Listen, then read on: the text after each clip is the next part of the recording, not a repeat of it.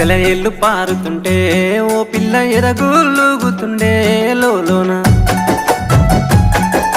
నదులన్నీ కలిసినట్టు పిల్లగా నవ్వెంత బాగున్నది నీలోనా గాజుల సప్పులు గలుగల్లు మోగంగా గజ్జెల పట్టీలు గంతేసి ఆడంగా వరిగడ్డి మోపు ఎత్తి ఓ పిల్ల వయ్యారి నడుము పవే ఈ వేళ